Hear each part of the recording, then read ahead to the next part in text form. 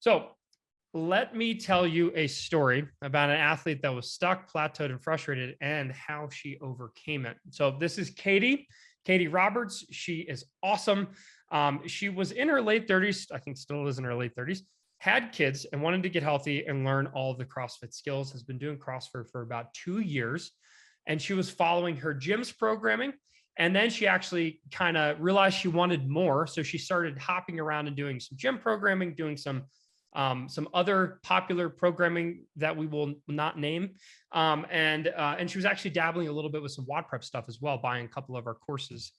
But she ran into this problem. There were movements that would frustrate her. And no matter how much class she went to, she felt like she was still hitting a plateau. So she trained really hard. She's one of those people who's super duper consistent. She still couldn't do muscle ups consistently. And she had big plateaus with her Olympic weightlifting. Okay. So her progress was really stalled. She wasn't seeing much progress. She obviously was really frustrated with that because no one likes going to the gym, working really hard, and then feeling that they're not making any progress. Right.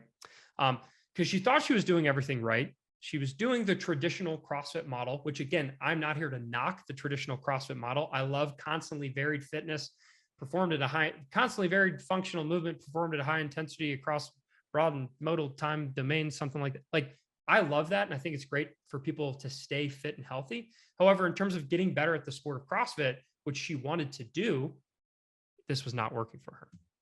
So what she decided to do was to stop going back and forth between all the other programs.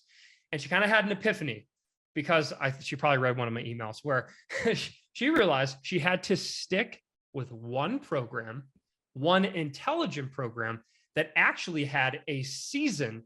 Because if this is a sport, remember, sports have seasons. The NBA doesn't play all year round. The NFL does not play all year round.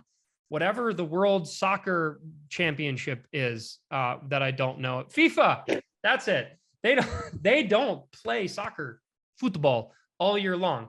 Instead, they have seasons. They have off season, they have training camp, and then they have the actual game time. Okay. So she decided to take a risk and follow a WOD prep program for a full season. Again, it doesn't necessarily matter which program it is. It just needs to be a program that actually has the seasons. And CJ is going to be talking about that pretty soon. What are the different seasons and how can they work for you?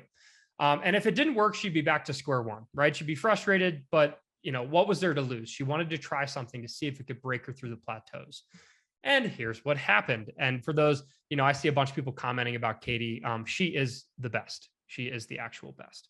So after following the programming for a year, here's the results that she got. First of all, she could RX everything. Here's her doing multiple ring muscle ups in a workout for a qualifier. You can see at the top here, what a difference a year hard work and excellent coaching makes. First ring muscle up 1 year ago today. And then this video is actually her showing multiple ring muscle ups in a workout. And then she had huge gains. So she was snatching like 110 pounds not too long ago. And this is a video of her from just a couple of weeks ago, I guess 2 days ago, 3 days ago, snatching 157 pounds at a body weight of 133. That's freaking strong. And we're super proud of her. And you can see that obviously she's pretty stoked about that. So it's focusing on true sport training has allowed her to actually win a lot of local competitions. Like, as I think I was talking to CJ before the call, I was like, is it safe to say she wins like all of the local competitions? And CJ was like, yes, literally. It seems like every single one. So she's been winning competitions left and right. And we're very proud of her for that.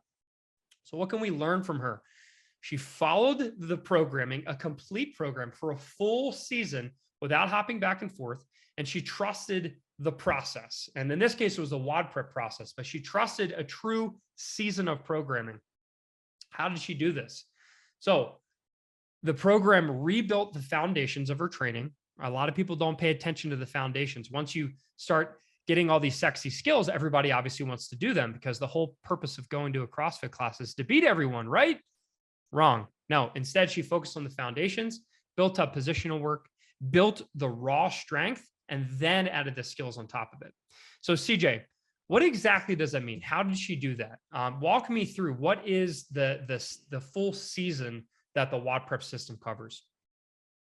Yeah, so basically, CrossFit season can be broken up into we've broken up into three here. It can probably be broken up into a lot more, but we'll keep it really simple. We have an off season, kind of like a mid season, and then a late season or even a preseason, right? Late in preseason are gonna be like right before we're gonna compete at the open or quarterfinals or whatever it may be. And so usually how we break it up is in the off season, we take all the bits and pieces of CrossFit and we pull it apart. We train them all separately, right? We get stronger, we build our aerobic base. Everyone calls it an engine. We focus on pure strength, and we do a lot of things that we don't usually do inside of the time domain of CrossFit. Like an open workout might be thrusters and pull-ups. Well, if we break that up into its most basic form, we have to be able to squat, we have to be able to press, we have to have the strength to do those things, and we have to have good upper body strength to do pull-ups. And so instead of focusing on kipping, we take the off season, we rebuild the strict patterns there. And so we do that with all of our strength stuff as well. Okay. And so then the mid season, we start to basically, or in the off season, we focus purely on the weaknesses, right? Like what are our biggest gaps, right? And that's where we focus there. Once we focus the whole off season there, even if those weaknesses are kipping and dynamic patterns, we break those down even further and we focus on the strength aspect of those weaknesses. Then the mid season, once we focus on those, we start to build the volume within those new skills that we've acquired or the new strength we've acquired. We're building on 1 rep max squat. Now we're going to go to a 10 rep max. If we're working on a clean and jerk, now we're going to work on barbell cycling. If we're working on just strict pull up strength. Now we're going to start putting in our kipping gymnastics and building in the volume on the bar and starting to get that tissue tolerance up so that we come back to CrossFit. And now that's not to say during these other phases, we don't do any CrossFit. We just do a lot less so that we can focus on the aspects that we need to focus on when we're not really tired. We can do them when we're really fresh. Okay. And so as we start to build the volume, the open is coming, right? And so that's where we work the whole season around. And then as the late season comes, or this is like open prep, you'd see that in another training program. They call it open prep or preseason. Then we start to really pair everything together to get ready for open style training. And this is where pure CrossFit is the primary of our training. And so we do that because it's very hard to get really strong if you're really tired from doing Fran 614 times a week. And so so instead of trying to combat the aspect of doing a lot of CrossFit and then adding in the skills you need on top of it, we just pull it out, focus on the skills first, and then dose it back in as the season gets closer to what we need it to look like, sports specific type training. Yeah, I love it. So like it's sort of similar to let's use NBA. And I don't care if anyone actually watches the NBA, but let's just use it as an example. Is kind of what a lot of people do with CrossFit is it would be like an NBA player playing games every single day, 5-on-5 games every single day. And that's all they were doing is just playing a game, playing a game, playing a game, where they're just like, they're going out and they're doing the actual full sport. And that kind of seems ridiculous on the surface. It's like, no, of course they're going to practice their jump shots. They're going to practice their free throws. They're going to practice defense. They're going to run plays. They're probably going to lift really heavy to get strong in the off season. But do you think they're going to be lifting really, really heavy during the season? Probably not. Right. So like there's this like seasonality that happens with the sport of basketball in the NBA. But when it comes to CrossFitters, even people who want to compete, who want to level up, they don't treat it like a sport. They treat it like a hobby. They just like go in, they play, and they leave. And that's totally fine. But if we're actually trying to achieve sport goals, it's smarter to treat it like a sport. So off season would be like the basketball player practicing free throws and perfecting the jump shot where they kind of get the elbow wings out, but instead now they're keeping their elbow in. Like they're working on the finer parts. And then mid season is when we actually start to add some volume. So it'd be like maybe doing some 3-on-3 scrimmages, maybe doing a lot of jump shots in a row, that kind of thing. And then the late season, that's kind of the pure CrossFit, right, CJ? Like late season is when they would actually start scrimmaging and playing 5-on-5 and so on and so forth. So really the actual like the full blown like CrossFit open style workouts kind of don't come in until late season. Is that correct, CJ? Yeah, like I said, we do it. We just don't do it as much, right? Because we want to have fun and we still want to do it, but we take out some of the aspects that we might see that we're working on. We take out our weaknesses out of the CrossFit type stuff. for a good portion of the season. And I want to kind of chime in just quickly. And this isn't to say that, the only way that this works is for sport. This is how you develop skills, everyone. This is very, very important. It's CrossFit works really well to develop general fitness.